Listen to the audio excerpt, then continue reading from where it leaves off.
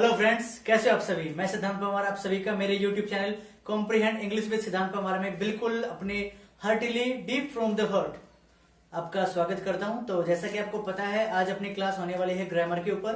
तो जो ग्रामर का जो टॉपिक अपन ने स्टार्ट कर रखा है that is tense. Time and tense का इंट्रोडक्शन मैंने आपको दिया हुआ है। इसके अलावा पिछली क्लास में मैंने आपको बताया है प्रेजेंट इंडेफिनिट टेंस के यूसेज क्या क्या होते हैं। तो आज अपना जो टेंस पढ़ेंगे अपन that is present continuous tense. Continuous tense आपको क्या कहता है कि जब कभी भी आप किसी ऐसे एक्शन की बात करते हो जो कि प्रेजेंट टाइम में परपेचुअल होता है, जो प्रेजेंट टाइम में अपना प्रोग्रेसिव होता है, यानी कि सेंटेंस जो अपना अगर इसमें अपन बनाएंगे कोई भी एक ऐसा टेंस जिसका नाम प्रेजेंट कॉन्टिन्यूअस अपन बोलते हैं, उस वाले सेंटेंस की अगर अपन पहचान करेंगे तो वहां पे आपको सेंटेंस प्रोग्रेसिव मिलेगा, यानी कि सेंटेंस वहां पे अपना एंड नहीं हुआ होता है। बेसिकली आपको टाइम भी नहीं देगा कि कब से पढ़ रहा है, लेकिन आपको बताएगा कि एक्शन कंटिन्यू है। ठीक है, तो इसके अलावा मैं आपको बताना चाह रहा हूं यहाँ पे जो प्रेजेंट कॉन्टिन्यूअस टेंस है इसकी अपन पहचान कैसे करेंगे। देखो, आज इस क्लास में क्या क्या करने वाले, पहली बात तो ये हम पहचान करेंगे कि टेंस की पहचान होती कैसे है। दूसरी बात क्या करेंगे हम कि हिंदी से इंग्लिश में सेंटेंस को कैसे बनाएंगे।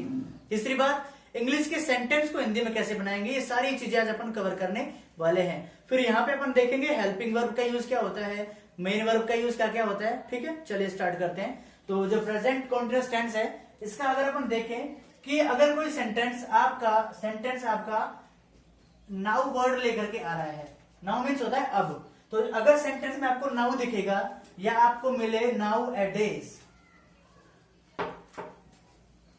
एट प्रेजेंट मिले आपको, एट प्रेजेंट टाइम मिले आपको, दिस टाइम मिले आपको स्टिल मिले, टेम्पररी एक्शन मिले आपको,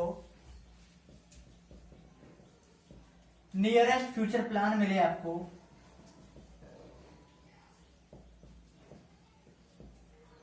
सेंटेंस में या आपको टुडे लिखा हुआ मिले या फिर मिले अपना टुनाइट।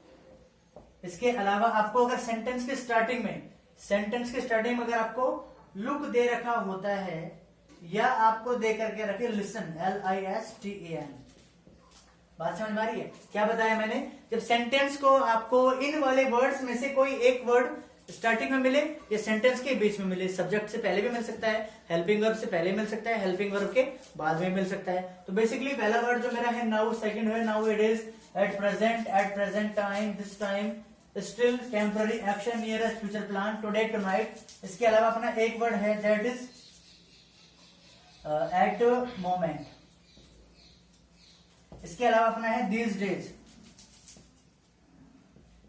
इनमें से अगर आपको सेंटेंस में कोई भी एक वर्ड मिलता है, सेंटेंस में बेसिकली आपको कहीं पर भी मिल सकता है वो, ठीक है, तो वो सारे सेंटेंस जिनमें आपको ये वाले वर्ड मिलेंगे वो मेरा सेंटेंस कहलाएगा प्रेजेंट कॉन्टिन्यूअस टेंस। ठीक है, अब यहाँ पे दो चार चीजें आपको समझनी है कि सेंटेंस के स्टार्टिंग में अगर आपको लुक मिल जाता है, अगर आपको सेंटेंस के स्टार्टिंग में लिसन मिल जाता है, तो वो सेंटेंस में मेरे प्रेजेंट कॉन्टिन्यूअस टेंस के होंगे। कैसे, देखो, मैंने कहा look over there it is raining heavily. मैंने कहा उधर देखो इट इज रेनिंग हेविली, बहुत तेजी से बारिश हो रही है। अगर मैंने कहा listen to me carefully, am I kidding here, am I joke to you. अगर अपन ने किसी ने ऐसा बोला है कि एम आई किडिंग हेयर, क्या मैं यहाँ पे मजाक आकर के कर रहा हूं, तो आप वो सारे सेंटेंस भी प्रेजेंट कॉन्टिन्यूअस टेंस के समझेंगे। इसके अलावा मैंने यहाँ पे लिखा है नियरेस्ट फ्यूचर प्लान। अब देखो, एक सेंटेंस अगर मैं लेता हूं, एक सेकंड रुको, तो यहां तक अपन ने देखा है, जैसे मैं इसके बारे में बात करता, नियरेस्ट फ्यूचर प्लान। अगर आपने निकट भविष्य में कोई ऐसा प्लान बना रखा है जो कि आपको काम करना है, तो अब वहां पे कहेंगे कि नियरेस्ट फ्यूचर प्लान भी अपना प्रेजेंट कॉन्टिन्यूअस टेंस में आता है। एग्जांपल देखिए आप, मैंने कहा PM Modi is going to Jaipur. Narendra Modi ji Jaipur जा रहे हैं, तो यहां पे मैंने इज लिखा है, गोइंग टू भी मैंने यहां पे सेंटेंस में फ्रेम कर रखा है। तो बेसिकली आप क्या समझेंगे इस चीज से, आप ये समझेंगे कि नियरेस्ट फ्यूचर प्लान, यानी कि जब आपने कोई भी ऐसा प्लान बना रखा है जो कि निकट भविष्य में आपको पूरा करना है और वो काम को करने के लिए जा रहे हैं श्रीमान मोदी जी, इसीलिए मैंने इस सेंटेंस को भी प्रेजेंट कॉन्टिन्यूअस टेंस में फ्रेम करा है। तो ये तो मेरी हो गई इस वाले सेंटेंस की पहचान कि कोई ऐसा सेंटेंस जो आएगा वो प्रेजेंट कॉन्टिन्यूअस का कब कहलाएगा, ये मैंने बता दिया आपको। अब अपन बात करने वाले हैं इसी टाइप के जो सेंटेंसेस बनते हैं उनको अपन फ्रेम कैसे करेंगे, ठीक है, उनको फ्रेम कैसे करना होता है। देखिए इन सब चीजों को समझने के बाद में आपको एक चीज ध्यान में रखनी ये है कि जैसे ही मैं कोई पॉइंट समझाता हूँ आपको उसे नोट कर लेना चाहिए अपने नोटबुक में। नोटबुक में अगर आप नोट करेंगे तो आपको स्क्रीनशॉट लेने की आवश्यकता नहीं पड़ेगी। क्लियर? ओके, चलिए आगे देखते हैं। अब यहाँ पे मेरी पहचान तो हो चुकी है। अब कई लोग ये कहेंगे सर इंग्लिश का कौन सा सेंटेंस प्रेजेंट कॉन्टिन्यूअस टेंस कहलाएगा। तो मैंने कहा जिस सेंटेंस में आपको ये टाइम एडवर्ब के बाद में दूसरा पॉइंट क्या मिलेगा, ये वाली कोई भी एक हेल्पिंग वर्ब अगर आपको मिलती है सब्जेक्ट के अकॉर्डिंग, या मैं कहूं मेन वर्ब कैसे मिलती है, तो वो भी आप बात करने वाले हैं। इसके अलावा मैंने बताया कि हिंदी में पहचान क्या होती है। भाई हिंदी वाला कोई सेंटेंस है उसके एंड में, यानी कि हिंदी वाक्य के एंड में अगर आपको रहा है मिलता हो, रहे हैं मिलता हो, रहा हूं मिलता हो, या रही है मिलता हो, वो सारे सेंटेंस मेरे कैसे होंगे, प्रेजेंट के कॉन्टिन्यूअस टेंस के होंगे। कैसे? वह पढ़ रहा है, वे पढ़ रहे हैं, मैं पढ़ रहा हूं, या मैंने कहा वह पढ़ रही है। तो बेसिकली ये सारे सेंटेंस मेरे प्रेजेंट कॉन्टिन्यूअस टेंस में आते हैं। इसके अलावा मैंने बात की हेल्पिंग वर्ब की। तो इस टेंस में जो हेल्पिंग वर्ब है मेरे पास में 3 है। पहली है मेरी इज, सेकंड है मेरी एम, थर्ड है मेरी आर। अब जैसा कि आपको पता है इज मेरा सिंगुलर होता है, आर मेरा प्लूरल होता है, और एम जो है वो एकमात्र सब्जेक्ट आई के साथ में काम में आएगा। ठीक है, इज है मेरा वो सिंगुलर सब्जेक्ट के साथ में आएगा जब मेरे पास में सब्जेक्ट होगा सिंगुलर सब्जेक्ट। ठीक है, आर आएगा मेरा जब मेरे पास में प्लूरल सब्जेक्ट होगा तब। बात समझ में आ रही है? ओके, तो इसके बाद मैंने क्या बात की है, जो मेन वर्ब है, मेन वर्ब की यहाँ पे अपने को जो फॉर्म यूज करनी है, मेन वर्ब की फॉर्म होगी मेरी वर्ब की first form plus ING। It means verb की ING फॉर्म का मैं यहाँ पे यूज करूंगा। कैसे करेंगे वो देखो। ING फॉर्म बनाने के कुछ रूल्स होते हैं जिनको वैसे तो मैंने एक वीडियो बना रखा है सेपरेट स्पेलिंग टेस्ट में कि वर्ब की ING फॉर्म कैसे बनानी होती है, लेकिन चलो मैं थोड़ा सा यहाँ पे और डिफाइन कर देता हूं तो आपके लिए इजी रहेगा। देखिए मैंने यहाँ पे वर्ब्स लिखी है कुछ एग्जाम्पल के लिए। देखो मैंने यहाँ पे लिखा है टेक, मैंने यहाँ पे लिखा है मेक, मैंने यहाँ पे लिखा है डाई, मैंने यहाँ पे लिखा है सी, मैंने यहाँ पे लिखा है फ्री, और मैंने लिखा है यहाँ पे फ्रीजिंग। देखो अगर मुझे इनकी ING फॉर्म बनानी है तो मेरे को पहला रूल तो क्या याद रखना, जब मेरी वर्ब के लास्ट का लेटर अगर ई आता है, वर्ब के लास्ट का लेटर अगर मेरा ई आता है, और अगर मैं उसको प्रोनाउंस करते टाइम, उसको बोलते टाइम, उसका साउंड निकालते समय अगर वो लास्ट का लेटर मेरा ई बोला जा रहा है, लास्ट के लेटर का साउंड मेरा ई बोला जा रहा है, तो मुझे उस ई को नहीं हटाना है ING लगाते टाइम। ठीक है, जैसे कि मैंने यहां पे लिखा है फ्री, फ्री को अपन कैसे पढ़ेंगे, फ्री ई का साउंड आ रहा है, इसका मतलब साउंड आता है तो मुझे ई को नहीं हटाना है। इसी तरीके से मैंने यहां पे लिख दिया फ्री इंग। ओके, इधर मैंने लिखा है फ्रीज, तो लास्ट वाले लेटर को आप देखेंगे मैंने बोला है फ्रीज, क्या मेरा यहां पे साउंड आ रहा है ई का? यू विल से सर नहीं आ रहा है। तो जब साउंड नहीं आता है तो मुझे इसको क्या कर देना है, हटा देना है। क्या करते टाइम? ING फॉर्म बनाते टाइम। बात समझ में आ रही है? ओके, इसके बाद मेरे एक वर्ड है यहाँ पे SEE। वैसे तो सी की ING फॉर्म नहीं बनानी पड़ती है अपने को, लेकिन फिर भी अगर मान लो बनानी पड़ जाए तो कैसे बनेंगे?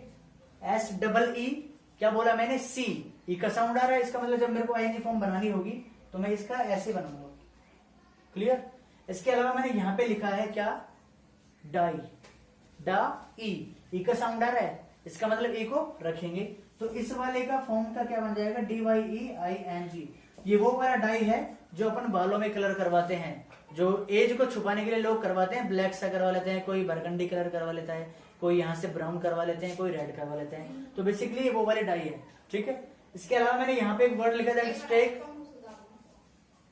जो मेरा टेक है और जो मेरा मेक है। टेक को आपने पढ़ा है इस तरीके से, टेक इसको पढ़ा है आपने मेक। तो इन दोनों में ही ई का साउंड नहीं आ रहा है, ई का साउंड नहीं आएगा तो दोनों का ई को क्या कर देंगे? कैंसिल कर दिया जाएगा। यहाँ पे टेकिंग हो जाएगा और यहाँ पे मेकिंग हो जाएगा। ई को मैंने यहाँ पे हटा दिया है। अब यहाँ पे आपने क्या समझा है? मैंने एक ही चीज बताई है यहाँ पे, अगर ई का साउंड आता है तो ई को रखो, ई का साउंड नहीं आता है तो ई को मत रखो। ठीक है, जो कि आपको यहां से क्लियर हो गया होगा कि डाई में मैंने कैसे करा है, फ्री में मैंने कैसे करा है, फ्रीज में मैंने कैसे करा है, टेक मैंने कैसे करा है और मेक में कैसे करा है। आई होप ये वाला पॉइंट आपका बहुत अच्छे से क्लियर हो गया होगा। ठीक है, चलिए आगे और देखते हैं अभी अपन। अब यहां पे बात मेरी और आकर के अटक जाती है कि क्या इसका और वर्ड भी हो सकता है, इसका और भी एक रूल हो सकता है। मैंने कहा हाँ हो सकता है, और वो मेरा रूल है नंबर 3 का। कौन सा? जब मेरी जो वर्ब है, मेन वर्ब एंड करती है आई और ई के साथ में। देखो कैसे, डाई, टाई।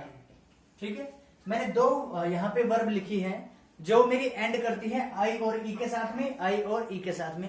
जब आई और ई के साथ में कोई वर्ब एंड करेगी तो मुझे इसका आईएनजी फॉर्म बनाते टाइम आई और ई दोनों को कैंसिल कर देना है। आई और ई दोनों को ही कैंसिल कर देना है। मेरी यहाँ पे हो जाएगी आई ई की जगह पे वाई, तो मेरा आईएनजी फॉर्म बन जाएगा डाइंग, मेरा आईएनजी फॉर्म बन जाएगा टाइंग। एक वर्ब और ले लेते हैं, दैट इज लाई, LIE। यहाँ पे भी आपको आई नजर आ रहा होगा तो मुझे इसे भी कैंसिल करना है, तो मेरा इसका आईएनजी फॉर्म क्या बन जाएगा? लाइन। बात समझ में आ रही है? तीसरा रूल मेरा ये था। पहला रूल आपने देखा, जब ई का साउंड करते हैं तो ई को नहीं हटाते हैं, ई का साउंड नहीं करते हैं तो ई को हटा देते हैं। दूसरा रूल क्या था? अगर आई और ई से कोई वर्ब एंड करती है तो उसका आईएनजी फॉर्म बनाते टाइम आई और ई को हटा करके वाई कर देते हैं। नंबर 3 रूल है मेरा ये वाला, और नंबर 4 रूल मेरा है ये वाला। कैसे? देखो, जब किसी वर्ब की लास्ट के लेटर्स आपको पीछे से देखने पर, कैसे मैंने यहां पे लिखा है रन, इसको अपन एक पेयर बना करके चलते हैं। देखो लास्ट का अगर आता है मेरा कॉन्सोनेंट, उससे पहले अगर मेरा आता है वोवेल, यानी कि लास्ट का तो आए मेरा व्यंजन, उससे तुरंत पहले मेरा क्या आए? स्वर आए। तो जब मुझे इसे आईएनजी फॉर्म में फ्रेम करना है, I will do like this. Last letter को मैं कर दूंगा डबल। बात समझ में आ रही है? क्या कर दूंगा मैं? लास्ट वाले लेटर को डबल कर दूंगा। कैसे किया? देखो मैंने वर्ब ली थी यहाँ पे रन, रन का मैंने लास्ट का लेटर क्या लिया? व्यंजन। इससे पहले क्या था मेरा? स्वर था। कॉन्सोनेंट और स्वर मेरे जो हो गए कॉन्सोनेंट और व्यंजन, तो इनको मैंने क्या करा है? देखो ध्यान से, डबल कर दिया है लास्ट वाले लेटर को। बात समझ में आ रही है? अब ये वाला जो रूल है ये हर कहीं पे अप्लाई नहीं होता है। देखो कैसे, अगर मान लो मैंने वर्ब लिखा है प्ले, प्ले में भी तो लास्ट में कॉन्सोनेंट है, उससे पहले भी मेरा क्या है? वोवेल है। तो इसमें मैं जब आईएनजी फॉर्म बनाऊंगा तो मेरे को लास्ट वाले लेटर को डबल नहीं करना पड़ेगा। तो बेसिकली सीधी सी बात यहाँ पे ये निकल करके आती है कि किसी जगह पे तो आप इनको अप्लाई कर सकते हो, किसी जगह पे आप इनको अप्लाई नहीं कर सकते हो। क्लियर? तो जो भी चीजें मैंने अभी तक आपको यहाँ तक बताई है वो मेरे को पता है अच्छे से आपको क्लियर हो गई होंगी। हो गई? ओके, चलो स्क्रीनशॉट ले लो, मिटा दूंगा नहीं तो फिर मैं इसको। ओके,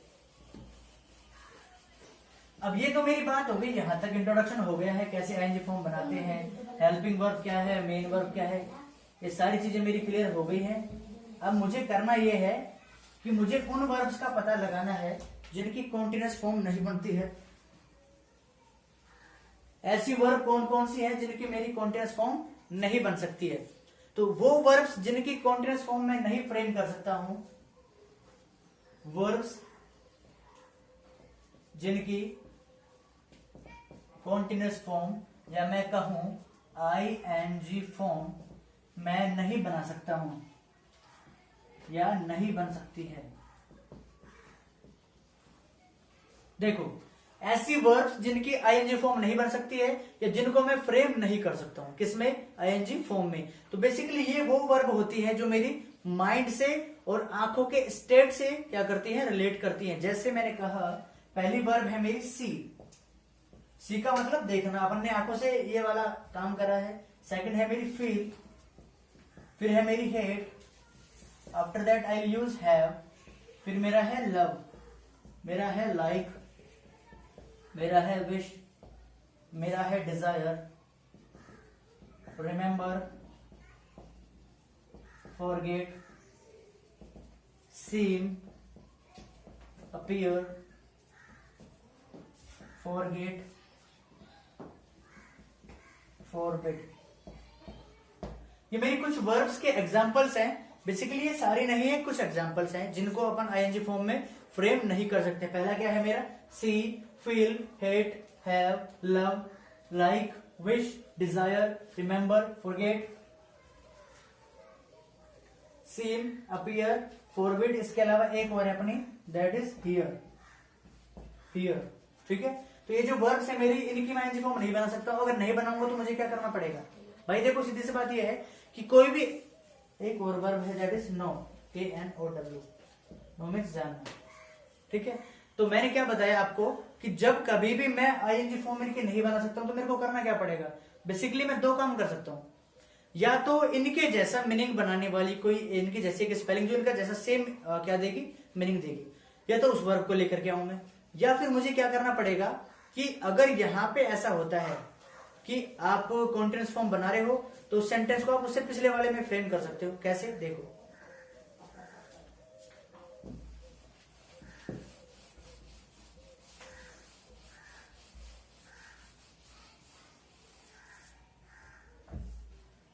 मैंने यहां पे लिखा है आई एम नोइंग यू, ये मेरा सेंटेंस है। अब बेसिकली आप कहेंगे सर नो की ING फॉर्म नहीं बन सकती है, तो इसका मतलब ये सेंटेंस मेरा गलत है। अब मुझे इसे सही कैसे करना पड़ेगा? देखो, या तो मैं एक ऐसी वर्ब लेकर के आऊं जो कि मेरा नो का ही काम करेगी, जो कि मेरा जानने का ही काम करेगी। अब आप कहेंगे सर ऐसे तो मेरे को ध्यान नहीं है, तो मुझे क्या करना है, इस वाले सेंटेंस को इससे पिछले वाले टेंस में फ्रेम करेंगे आप। जैसे प्रेजेंट का कॉन्टिन्यूअस है तो आप इसे प्रेजेंट के इंडेफिनिट में फ्रेम कर लेंगे। ठीक है, देखो कैसे, तो सब्जेक्ट तो मेरा आई का आई रहेगा। अब इसमें देखो आपको क्या करना है, आपको दो चार चीजों का ध्यान रखना है। पहली तो ये कि सब्जेक्ट चेंज नहीं होना चाहिए। दूसरी बात ये, सेंटेंस अगर अफर्मेटिव है तो अफर्मेटिव ही बनाना है, सेंटेंस अगर इंटरोगेटिव है तो इंटरोगेटिव ही बनाना है। तो बेसिकली ये वाला सेंटेंस मेरा अफर्मेटिव है तो मुझे अफर्मेटिव में ही चेंज करना है। और प्रेजेंट इंडेफिनाइट के अफर्मेटिव सेंटेंस में आपने हेल्पिंग वर्ब का यूज नहीं करना होता है। इसका मतलब आई मेरा प्लूरल सब्जेक्ट है प्रेजेंट टेंस में, तो यहाँ पे मेरे को हेल्पिंग वर्ब नहीं लगानी है। इसके अलावा मेरे को ऐसे ES भी ऐड नहीं करना है। तो आई के साथ में मेरा जो नो वर्ब है, आई नो, और ये अपना ऑब्जेक्ट आ गया यू, आई नो यू, मैं तुम्हें जानता हूं। ये सेंटेंस मेरा गलत है, ये सेंटेंस मेरा बिल्कुल करेक्ट है। बात समझ में आ रही है? ओके। इसके अलावा अगर अपन एक चीज और करें, देखो ये वाला एग्जाम्पल आप लिख लेना, मैं इससे मिटा देता हूँ, एक और करते हैं अपन। दूसरे एग्जाम्पल में अपन वर्ड को चेंज कैसे कर सकते हैं, देखना ध्यान से। Villagers are hearing to the teacher, villagers are hearing to the teacher, ये मेरा सेंटेंस है। यहां पे मैंने लिखा हियरिंग, और उसके पहले मेरी वर्ब की सॉरी हेल्पिंग वर्ब मेरी आर है, और मेन वर्ब की ING फॉर्म मैंने हियर का यहाँ पे लगा रखा है। You will say sir ING form तो हियर की बनती नहीं है, तो इसका मतलब अपन क्या करेंगे, अपन ये करेंगे यहाँ पे, या तो इसका जैसा मीनिंग देने वाली दूसरी स्पेलिंग लेकर के आए, या फिर इसको अपने पिछले वाले टेंस में फ्रेम करेंगे। तो अपन क्या करेंगे यहाँ पे, हम ये करेंगे कि हियर का मैं इंटरचेंज कर देता हूं किसके साथ में, लिसन के साथ में, क्योंकि लिसन का मतलब भी क्या होता है, सुनना होता है। बात समझ में आ रही है? तो लिसनिंग मैंने यहाँ पे कर दिया है हियर की जगह पे, तो फिर मेरे को वैसा का वैसा बिल्कुल लिख देना है, बिल्कुल मेरा वो ही सेंटेंस फ्रेम हो जाएगा। Villagers are listening to the teacher. आ गया होगा आपको समझ में? ठीक है। अब मैंने पूछा है एक चीज यहाँ पे देखो ध्यान से, हियरिंग अगर ING फॉर्म नहीं बन सकती है, लेकिन आपने फिर भी कहीं ना कहीं पर हियरिंग जरूर देखा होगा। अगर आपने कहीं पर हियरिंग देखा होगा तो वहां पे उस हियरिंग का मतलब होता है, कोर्ट में जब सुनवाई होती है उसको अपन हियरिंग बोलते हैं। यू विल से अरे सर ये तो वास्तव में अपन ने कमाल कर दिया, अपन ने तो ऐसा देखा हियरिंग का मतलब सुनवाई होती है। ठीक है, अब मैंने यहाँ पे कहा है कि ING फॉर्म नहीं बनती, फील की भी, लव की भी नहीं बनती है, लाइक की भी नहीं बनती, फिर भी अपन तो सेंटेंस बनाते हैं। तो भैया अपन गलत भी बना सकते हैं, ये नहीं कि हर बार अपन सही बनाएंगे। अच्छा समझ में आ रही है? ओके।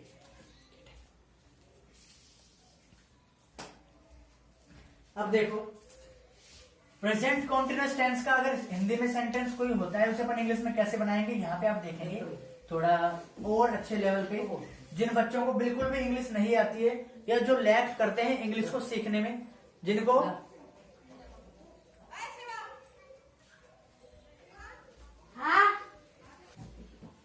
तो अब हम करने वाले हैं कोई भी एक ऐसा हिंदी का सेंटेंस लेंगे, उसे अपन इंग्लिश में फ्रेम करेंगे। बेसिकली ये वाली चीजें जो मैं करने वाला हूं ये उन बच्चों के काम में आएगी जिनको सेंटेंस बिल्कुल भी नहीं बनाना आता है, जिनको सिर्फ आपको ये वाला ध्यान होना चाहिए। पिछली क्लास का मेरा सब्जेक्ट वर्ब ऑब्जेक्ट ये वाला फॉर्मूला अगर उनको याद है तो वो किसी भी सेंटेंस को बना सकते हैं। देखो मैंने यहाँ पे लिखा है राम खेल रहा है, भाई इतना तो सबको बनाना आना ही चाहिए।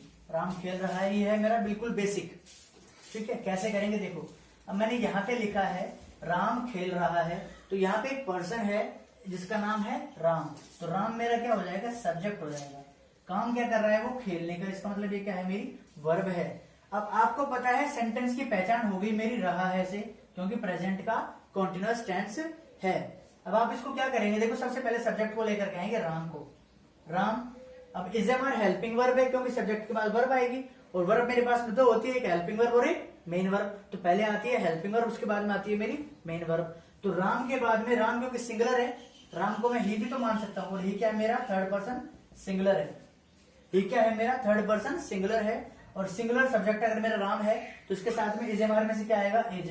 तो राम इज प्लेइंग, ये मेरा सेंटेंस बन गया।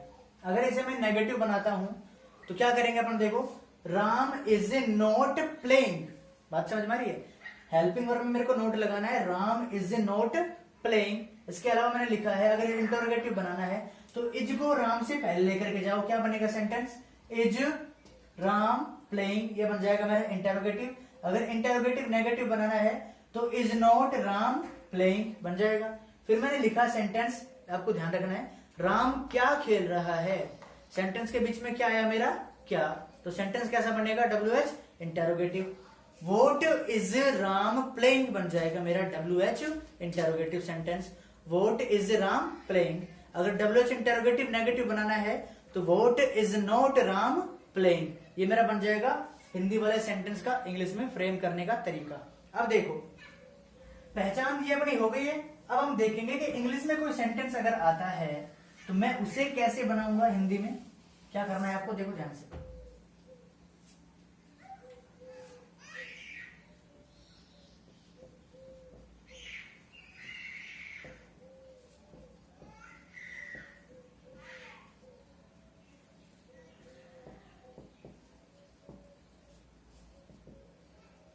ये हमारा एक सेंटेंस था इंग्लिश का, मुझे इसको करना है हिंदी में, कि हिंदी इसकी कैसे बनाएंगे वो देखो तरीका कैसे करेंगे।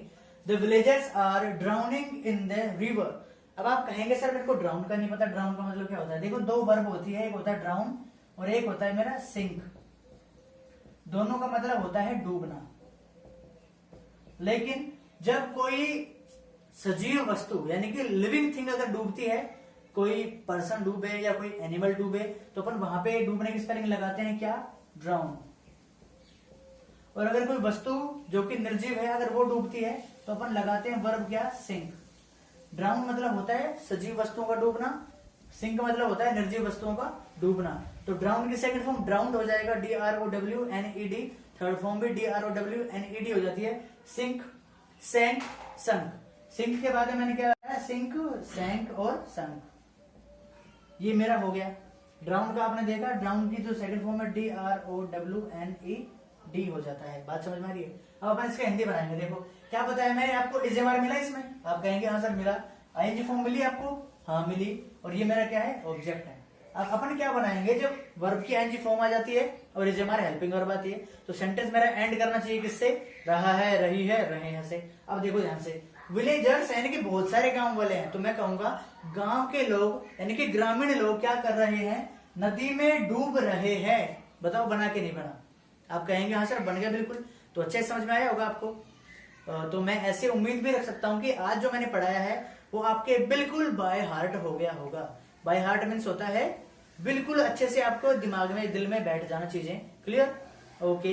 अगर आपको वीडियो अच्छा लगा है तो do not forget to share the videos and subscribe the channel. After that you have to do nothing but to press the bell icon so that you will get further notification of my upcoming videos at once. Okay, take care, bye, cheer.